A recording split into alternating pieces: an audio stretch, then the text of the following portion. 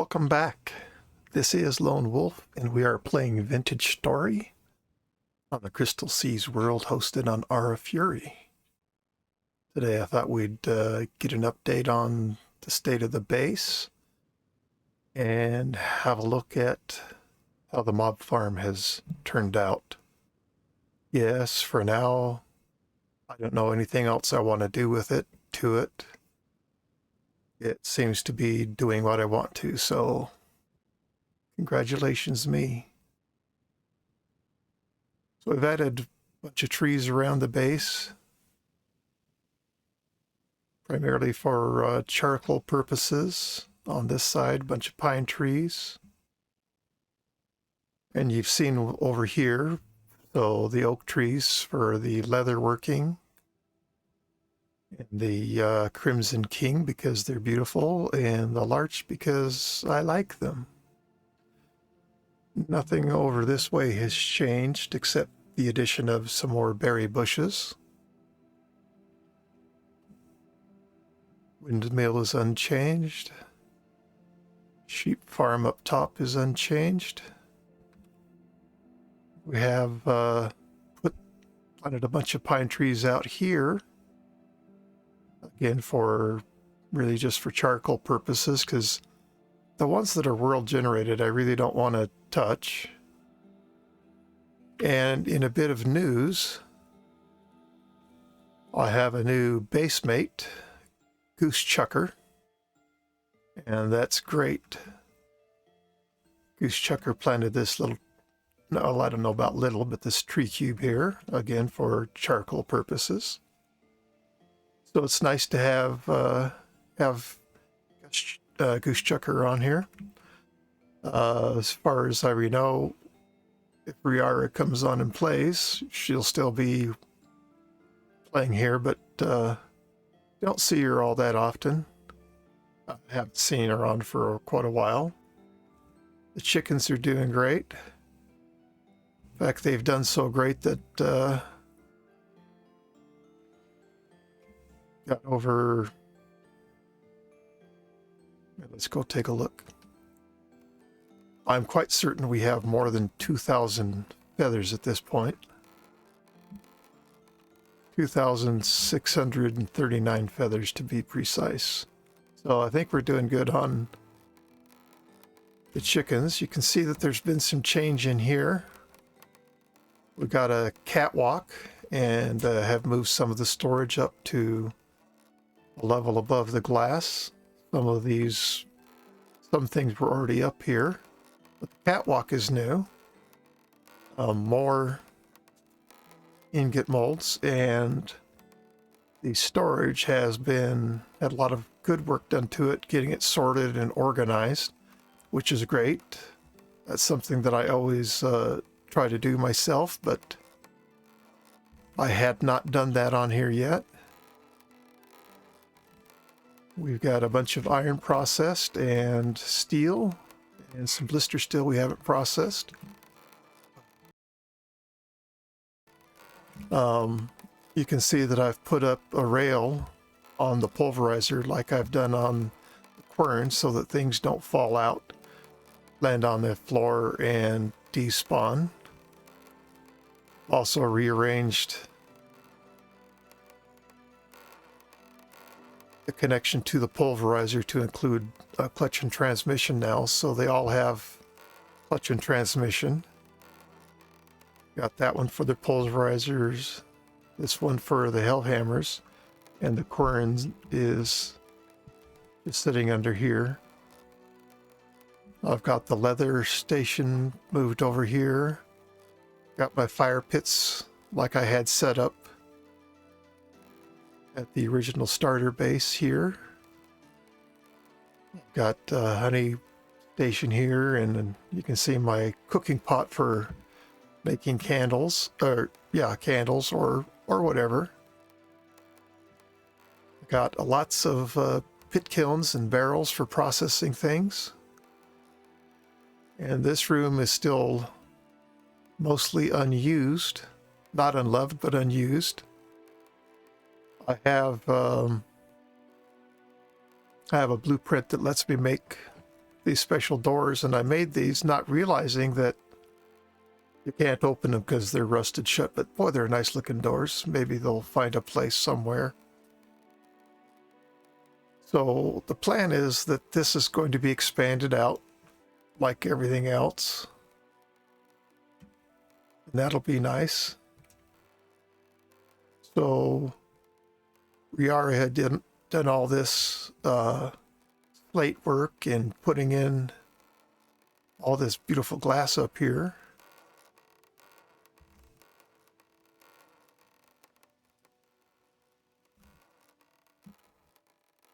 The cellar just has more vessels, and I've removed all the doors that I had going in between. I actually did make some jam to preserve some fruit for the winter time because last year wasn't any fun. It is March, and I still have quite a few reserved. So I guess it was successful. Goose Chucker was kind enough to, I don't know where the pot came from, made it, bought it, created it, I don't know, but put that out here and put the Edelweiss, the rarest flower in the game, in. And then I got these two pots, so I put in the silver whatever cactus and my favorite flower, the cornflower. So instead of going through the cellar to get to the steel furnace charcoal pit in Mob Farm, yes, I know the steel furnace is called a cementation furnace, but steel fit better on the label there. Got this lined up, lined with some lighting. So this does this come through here for the steel furnace and the Mob Farm access. And then the charcoal pit back here. So I haven't changed the charcoal pit at all. Neither of us have. And the steel furnace room, it's got a couple of better crates. And we're cooking up more steel. And this tells you down to the Mob Farm, which I'm quite certain is completely new since the last time I did a state of the base update. I do have the sound up.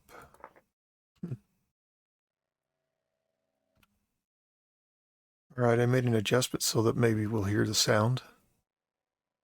Oh, we can hear the music now, but not very loudly.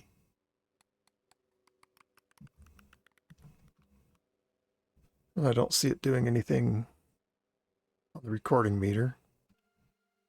So this is a room for those that have watched me building the Mob Farm are familiar with. I have added some tool racks here, and I've got a supply of spears. I have foregone using the Falx. It is a tool that I'm not a fan of in any condition, but it was specifically being used for the way that I made my Mob Farm on Riverlands. And this is different than you've seen. This has not been shown in any other video. This is the completed Mob Farm until I find something else that I want to change or add. This is its final state. So this is above my too wide walkway below. And all of this had stone path slabs on it. And that was difficult to get up because, well, look at all this. But when last I played, I finally got all of this up. And I don't want the paths on here because the reason that I made this the size that I made it was to have a great area for things to spawn. Oh, look at that. I haven't seen that behavior before. Oh, that's all new to me. I have recorded where these guys stand up on their feet, the shivers. As you can see, I've got a lovely bell. We've had multiple bells at one time. And that just causes lots of spawning. So you say, Wolf, what is this your head is inside of? Ah, this is the piece de resistance. So the first part of the design, once I found out the drifter's behavior had changed, was I made my kill zone only one wide. It was completely open. This whole area was open without the path blocks here, or it was designed to not have them. So right now the kill zone is a one wide area, and as you can see, it's open to the top of what I've dug out. And this encircles the whole area, and I've got 4 sets of doors in here for me to enter the killing zone for when I want, if I want. Most of the time, drifters will be coming over here to the doors, and I'll just open the doors and let however many drifters out and then close it, or just leave it open. So the drifters come down here by walking off the edge, either from this side or this side, and they fall down. And of course, it's too high. They can't get back up. Once they go down, that's where they're staying. There's a very specific reason why this is only one wide. And it's for these ugly creatures here, the shivers. Shivers require 2 wide. If you have a single door, shivers will stand outside the door. They'll want to be coming in, but they won't get to come in because they require 2 wide. So I didn't want to battle the shivers. I didn't want to deal with them. Hence, 1 wide. Shivers cannot fall down in this area. I don't think that they can spawn here either, because since they require 2 wide, I imagine the game checks to see if it's wide enough for them to spawn. I don't know that. I just assume that. So what's with the ring of blocks, you ask? The ring of blocks, I also don't want the bowtorn to deal with. How tall is that bowtorn? Which is higher, the bowtorn or the 2 blocks underneath that it would require to fall down? The answer is the bowtorn requires 3 high. So by putting this ring of rocks up here, now I have filtered 2 mobs that I am not particularly interested in. The 1 wide filters out the shivers, and the rock sitting here with only a 2 high opening to the path to fall down keeps the bowtorn from falling down there. Whoa. Bowtorn can spawn down here. Nothing prevents that. So not only do I have doors, 4 sets of doors, I also have ladders or a way down in each corner, because when a shiver's chasing you, the closest exit is the way you save your life, unless you are good, capable of killing. I only have the stair in one corner because, no, that's all I've felt like I've needed. I hate the ladders, but adding this extra ladder up here helps me get onto the ladder and get down much more quickly. So that's my solution to those corners. You can see that that bowtorn is too tall. It requires 3 blocks to get through. And you see the shivers cross over that 1 wide without thought. Now, with a bell up here, we do get an additional mob that spawns. When he's ringing his bell, or it's ringing its bell, no pun intended bell, it also calls locusts in.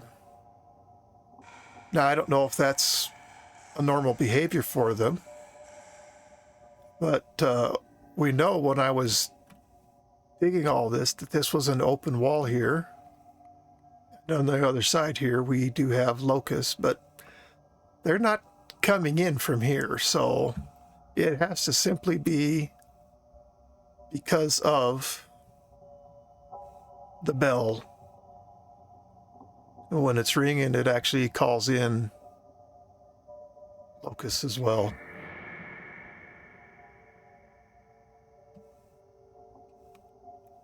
So I have seen something that should be, yeah, there we go. There's a perfect example.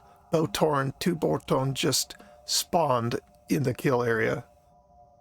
Well, the bowtorn aren't all that hard to take out.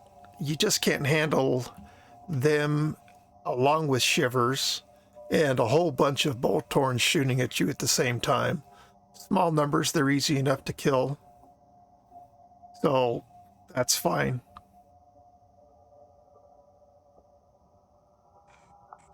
All of this got glassed. I had all of this with slots in it, which means it looked horrible.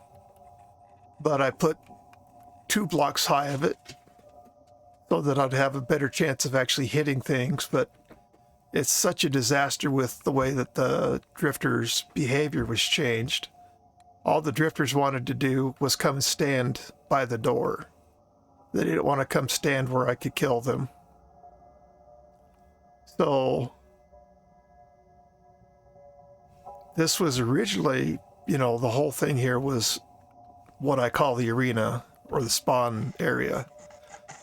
But by putting path blocks on here, it prevents most spawning during temporal storms. I'm not convinced because, well, let's start over. However it happens, things spawn in here, and there are no blocks that they should be able to spawn on.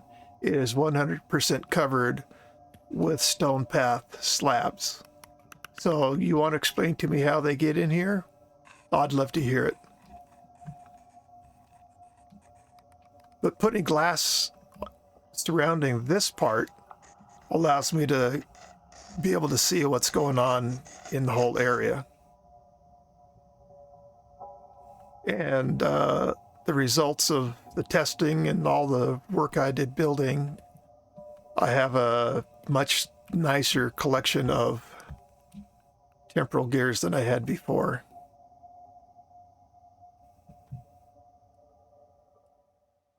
So that's the mob farm. Cementation furnace, charcoal pit, and you've had a full tour of the base.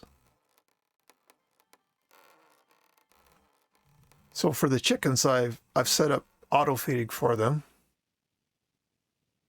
But at this point, I'm not feeding anybody. These guys got way out of control. So now when I feed them, I just put a stack of 64 grain in there and it feeds them for a while.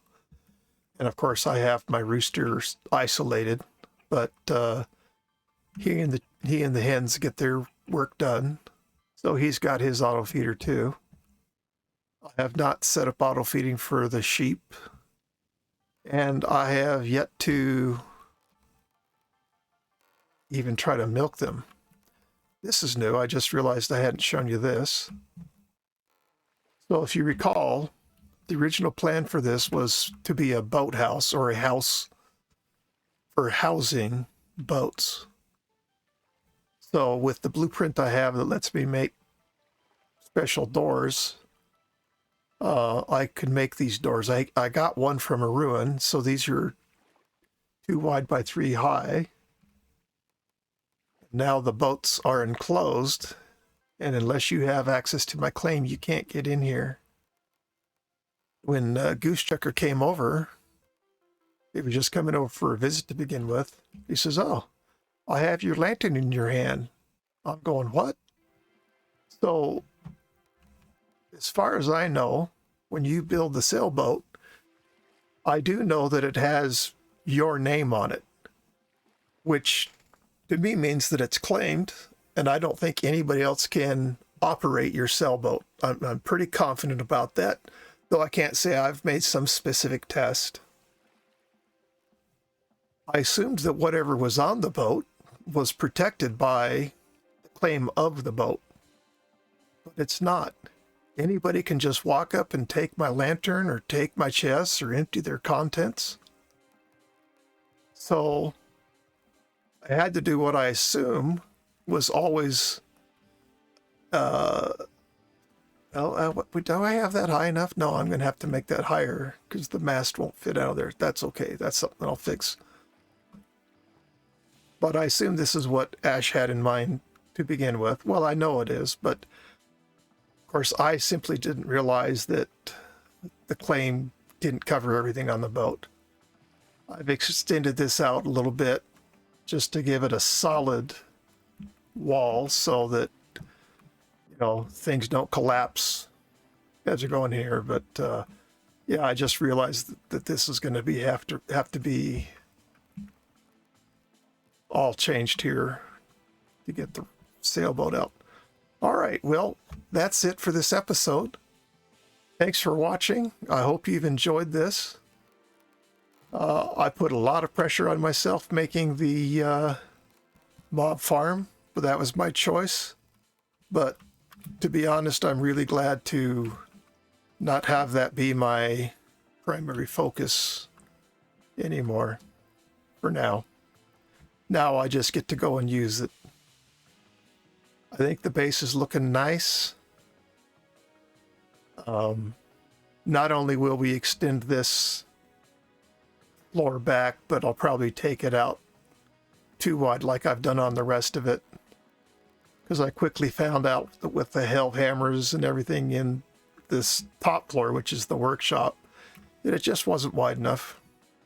Anyways, thanks again for watching. Please consider subscribing, liking, and by all means, please do comment on my videos, but most importantly, come watch the next one once you. Thank you so much, and goodbye.